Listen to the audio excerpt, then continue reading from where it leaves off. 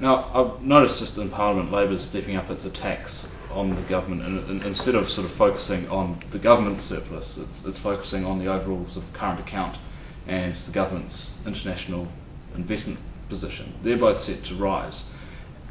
And that's due basically to, yes, the government's borrowing more, but the private sector is also maybe not dealing to its position as best as it could.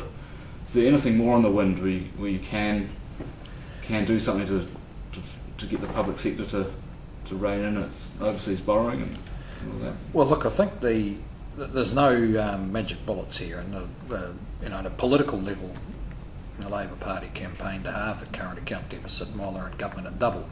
So the various tools that they talk about as magic answers aren't.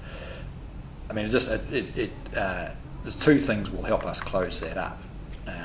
Is the continued high terms of trade and our ability to be competitive there, and of course the households continue to deleverage, and I think that attitude is bedding in, and government of course has to do it. Now, can we go a bit faster? Well, we've got a track which is going to feel pretty fast actually when we come to make the changes in the public sector.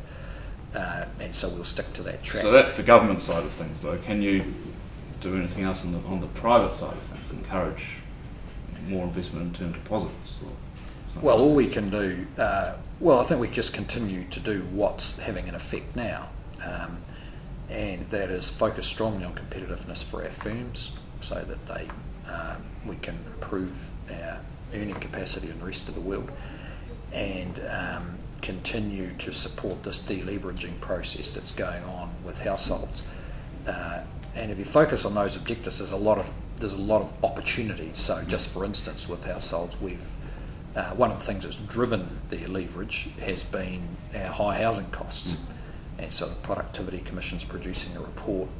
We've been engaged in discussion both in Christchurch and Auckland directly on these issues. One way to get permanent change in our current account exposure is actually to get the affordability of our housing right. And then there's any number of other opportunities. It looks like Auckland housing's going out of control. Well, you have to ask yourself, and you have to ask yourself what we're really trying to achieve, what they're really trying to achieve. And I think that debate's coming along reasonably well, actually. Sure. There's for the first time, a bit of discussion in Auckland about some of the ideas that have dominated their planning processes for the last 20 years. Open up the fringes. Well, I think they've got to think through the economic and equity impacts. And when it's your largest city, this is a significant economic decision. The point is we're not trying to say that's a magic answer, but we want to, in terms of improving the external balances, we've got to break it down into those things where we can actually make decisions. And I think rhetoric about more innovation, well, what does that amount to?